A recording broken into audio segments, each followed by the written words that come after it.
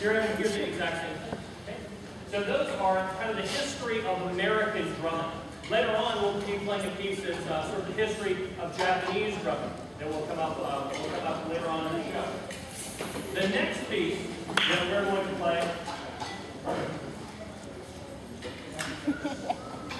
Sorry about that. The next piece that we're going to play is traditionally played on 3 or 4 of these instruments right here in the marimba. Normally you play on either 3 or 4 different ones. However, we've decided to do this in a different style. We've decided to do this in a Guatemalan style. In Guatemala, they play on much larger instruments than even this one. It has an extended range up top, extended range down bottom, and they fit 4, 5, 6, even 7 people on one instrument. Well, this morning we're going to play a piece called Bolero, and we're going to fit 5 people on this instrument, where normally they would be on multiple instruments. It's kind of an adventure to do, to try to fit all of the musicians on one instrument. And so we have to fiddle around with it a little bit at times, as you will see. All right. Okay. So the next piece on marimba is entitled Bolero. 1, 2, 3, 4.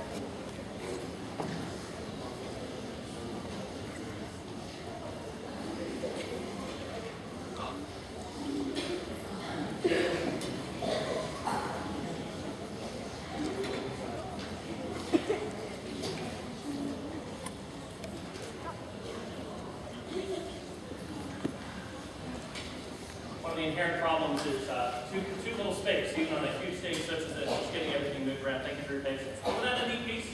Yeah. I really like that one. It's really cool to see how many different sounds you can get out of this one instrument, and certainly that amount of sound with 5 people playing it is really a lot of fun. The next piece we plan to play for you is William Tell's Overture, which we all know. We've heard it on cartoons or a long time ago on the Long Range Come. We've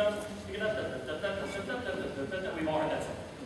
However, we had planned it to go something like with a full orchestra or a full band backing us up, or at least with synthesizers and lights and that sort of thing. But we were really lazy, and we decided not to bring that much stuff.